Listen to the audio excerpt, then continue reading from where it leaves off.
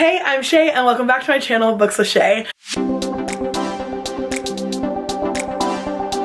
So today I have a very special guest. You guys know and love LT, my husband, and we are doing a video that I'm super excited about because I've never done anything like this.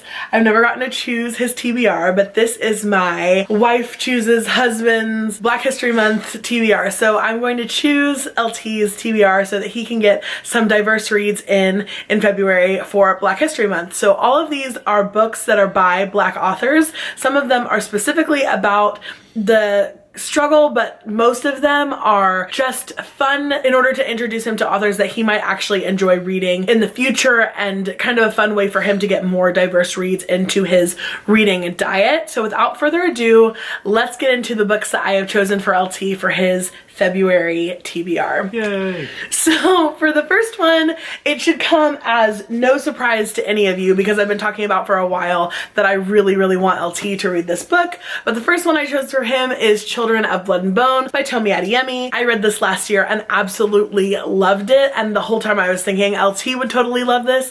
There are deeper reasons why I really want for him to read this, and we'll talk about this more when we do a wrap up with him, but I want for him to kind of see what he gleans from it without me giving him all of the things that I saw or wanted him to grab from it. I want him to read it kind of with fresh eyes. So I'm going to read the synopsis so that you guys can hear what it's about and he can hear what it's about and kind of get his initial reaction and see what he thinks he's going to think about it before we come back and do a wrap up at the end of the month and see what he actually thought about it. So for this first one, so do you know anything about Children of Blood and Bone by Tomi? A little bit from when you were reading. Tomi Adeyemi.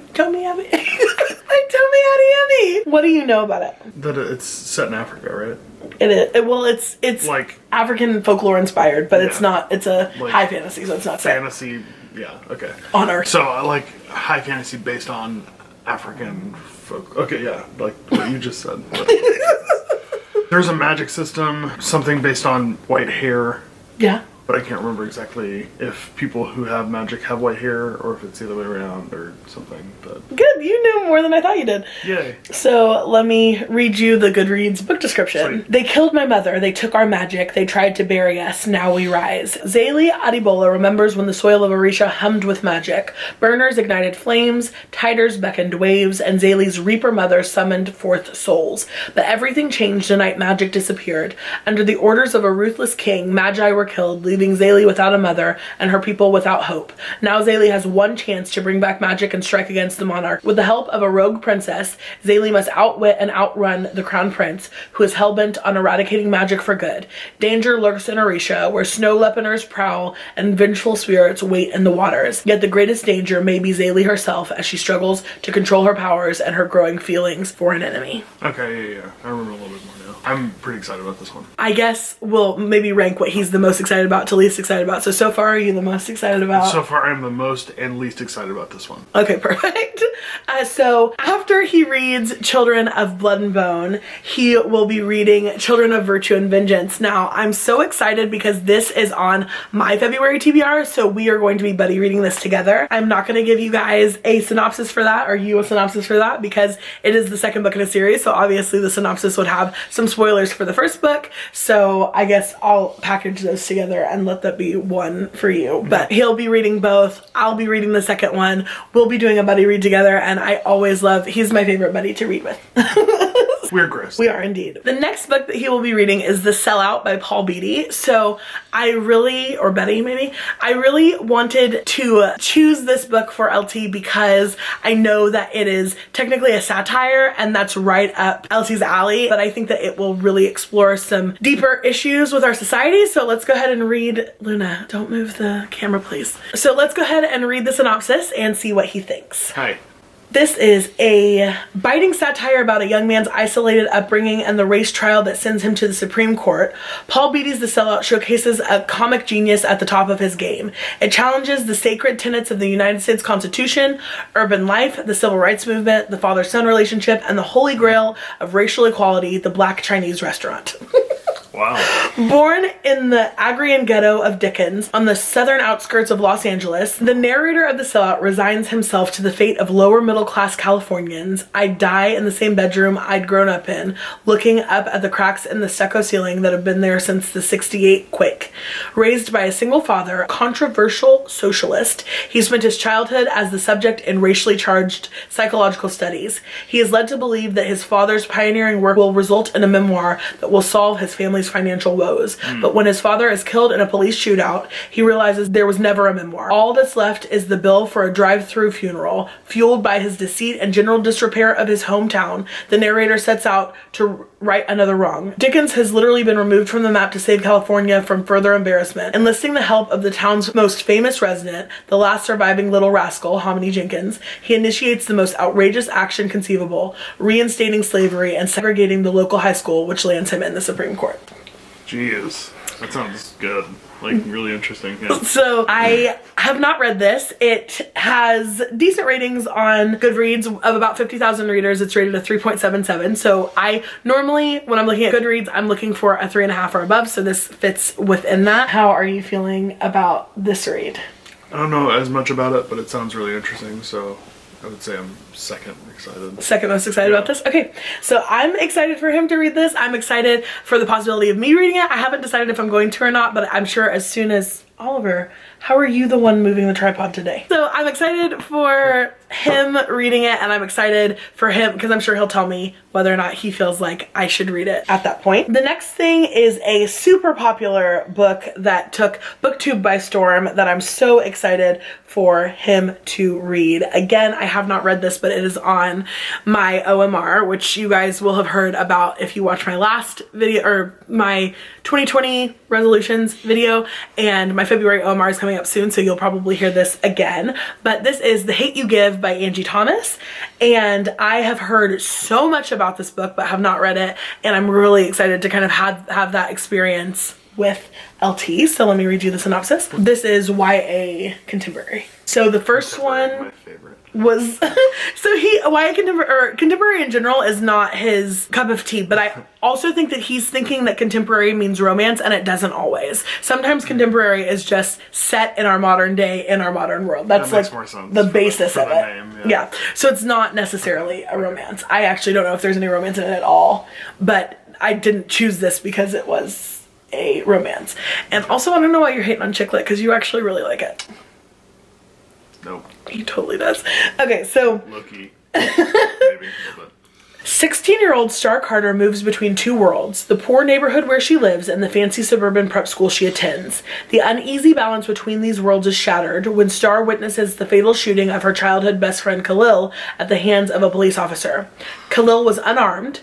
Soon afterwards, his death is a national headline. Some are calling him a thug, maybe even a drug dealer and a gangbanger. Protesters are taking to the streets in Khalil's name. Some cops and the local drug lord try to intimidate Star and her family. What everyone wants to know is what really went down that night. And the only person alive who can answer that is Star. But what Star does or does not say could upend her community. It could also endanger her life. Interesting. What do you think? The other, like, maybe third most excited, but it definitely sounds is like an interesting. It sounds like it's more hard-hitting, yeah, and less of a genre you would normally read. I prefer fantasy, so when you get into real life, there's less like escapism in it. Right. So I'm probably gonna cry. I bet you will. Yeah, probably. I see what you mean. I'm sorry that he whispers and you guys can never hear him in Sorry. these videos. Or yells. He has there's no like normal talking setting. He is whispering or he is yelling. I'm excited for you to read this because I feel like it'll give you insight into things that maybe you don't have a way to tap into. It'll give you kind of the tap you need to hit the vein of information that I think that the closer we get to kids, the more of that information that you'll need. Yeah. So I tried to mix some of these in here, but I tried to do a lot of fantasy, thrillers, satire, things that you would normally read to break it up for you. Yeah. Okay, so the next one on this list, which I will insert kind of in flashes here what our order is. So far he's most excited about The Children of Blood and Bone, Virtue and Vengeance package, and then The Sellout, and then The Hate You Give. And the next one on this list is My Sister, the Serial Killer. The next book on this list is My Sister, the Serial Killer, and it is by Onyeka Braithwaite. And I am so excited about this because this is not a book I would ever read because I don't do like thriller type mystery, you know, edge of my seat type things almost ever. And so the only way, Luna, no ma'am. The only way I would ever read something like this is if he read it first and told me it was okay. So I love it when he reads a thriller that I'm interested in because then that lets me know if I'm going to be scared out of my mind or if I'll be okay. And so My Sister, the Serial Killer is only 226 pages long. And so I feel like you will snap through this. I also tried to break this up with some shorter books so you weren't like a bunch of hefty fantasy books and then you're trying to like wade through all of them. That makes sense. My Sister, the Serial Killer is a Blackley comic novel about how blood is thicker and more difficult to get out of the carpet than water. When Creed's dinner is interrupted one night by a distress call from her sister, Ayula, she knows what is expected of her. Bleach, rubber gloves, nerves of steel, and a strong stomach. This will be the third boyfriend Ayula's dispatched in, quote, self-defense, and the third mess that her lethal little sibling has left Creed to clear away. She should probably go to the police for the good of the menfolk of Nigeria, but she loves her sister, and as they say, family always comes first. Until that is, Ayula starts dating the doctor where Creed works as a nurse. Creed's long been in love with him and isn't prepared to see him wind up with a knife in his back, but to save one would mean sacrificing the other. Ooh, jeez. How's that sound? I really like thrillers. It sounds like it's a thriller and comedic, which I feel like fits really well into what you like. Let me I really like the idea of thrillers. Yeah. I can't find many that really thrill me. Most of them like, oh, yeah, it was that guy, I figured. We should get some Olivia recommendations because I feel like she would. Yeah, maybe. But this sounds really good. This might be second or third. Okay. Maybe. I don't know. So in the bracket here, I think I'll put it second and we'll see if it moves around. But I'm excited for you to read this because it sounds like it'll be really good. It sounds like a quick little snack and a little appetizer of a book. And so I think that it'll be nice to break things up with a little bit of comedy, a little bit of thrill, you know. So I'm excited about this for you. The next one is Dear Martin by Nick Stone.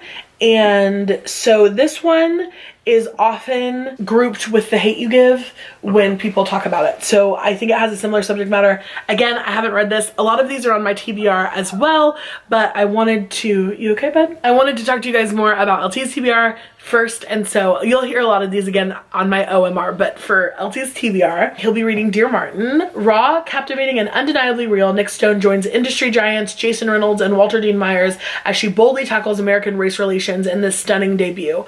Justice McAllister is top of his class and set for the Ivy League, but none of that matters to the police officer who just put him in handcuffs. And despite leaving his rough neighborhood behind, he can't escape the scorn of his former peers or the ridicule of his new classmates. Justice looks to the teachings of Dr. Martin Luther King Jr. for answers. Perfect. Today's Martin Luther King Jr. Day that we're recording this, so happy MLK Day. But do they hold up anymore? He starts a journal to Dr. King to find out, and then comes the day that Justice goes driving with his best friend Manny, windows rolled down, music turned up, way up, sparking the fury of a white off-duty cop beside them. Words fly, shots are fired, Justice and Manny are caught in the crosshairs, and the media fallout, it's Justice who's under attack. You're already mad. What do you think? I'm not looking forward to the ones that are gonna like wreck me emotionally. Yeah. This is already a subject that makes me so upset. So I don't know. It's probably rated around, like, my excitement is around The Hate You Give, probably around there, but like. You want it to go before or after? Maybe before. I thought this might be before for you because this is a male protagonist. Yeah. I just relate better to male protagonists. I wish I didn't, like, it's something that bothers me, but it just, I don't know. It is what it is, I guess. Yeah. I mean, it's not, I like that your openness and willing to be diverse in your reading and willing to read female protagonists and willing to read authors from other backgrounds from you and everything. I feel like you're always really good about putting those things on your TBR and reading them and everything. But I think sometimes you relate better to people who you have a better understanding of.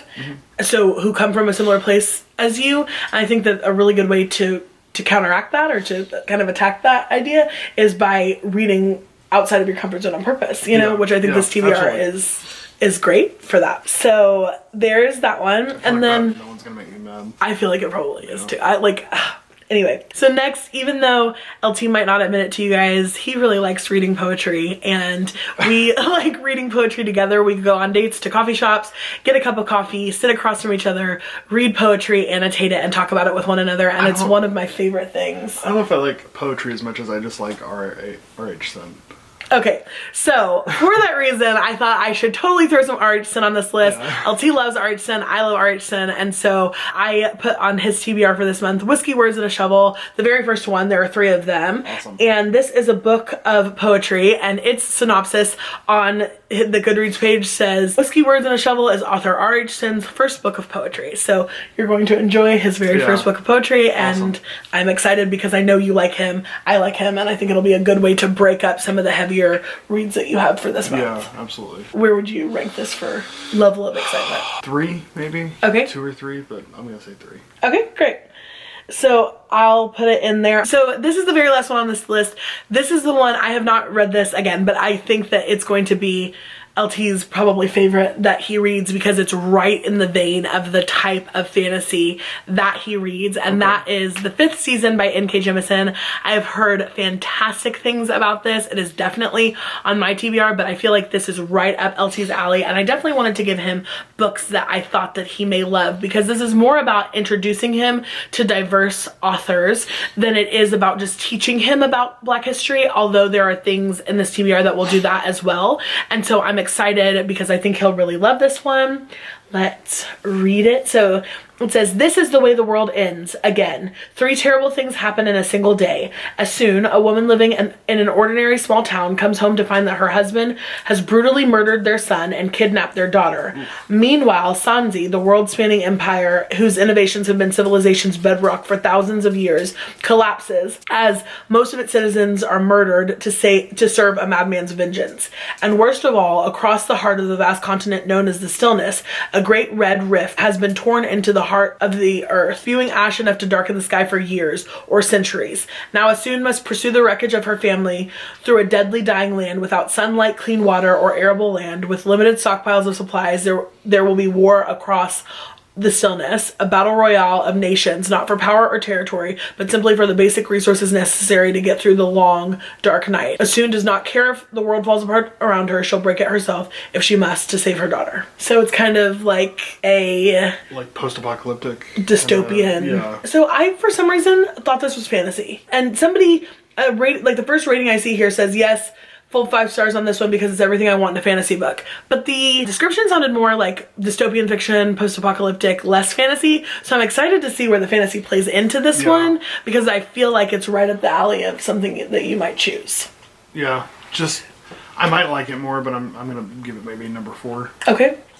Awesome. Just based off that description. Okay, so that is your entire TBR for Black History Month. How do you feel about it? Excited. Yeah, I'm ready to Are you read it. Well, that's good. Do you have any like specific thoughts about reading Black authors? Have you read Black authors in the past? Is this the first time? Do you feel like it'll bring us closer as a couple? Do you think that it will bring up I think it'll definitely bring us closer. questions? I think I've read Black authors in the past, not necessarily knowing that they were Black. Like, I didn't like go out of my way to read Black authors, but I think it's important because that I know the struggles because our children. And to be an educated human being. Well, yeah, absolutely. Just to know things from other people's perspective and get out of my little white bubble, you know, like you know. But yeah, I'm excited to learn. Yeah, I'm excited for this. I think it's going to shift some things even relationally for us, and I'm excited to see what those shifts are like. And then I also am excited because I think we're going to be able to have some really real race conversations on this channel from both perspectives, and I'm excited to include you guys in that and for you guys to see. So we've pretty much lost all the light at this point. We're hanging on by a thread here, so I'm gonna go ahead and wrap up this video. Thank you so much. Thank you guys so much for watching, and I will see you in the next one. Bye. Bye.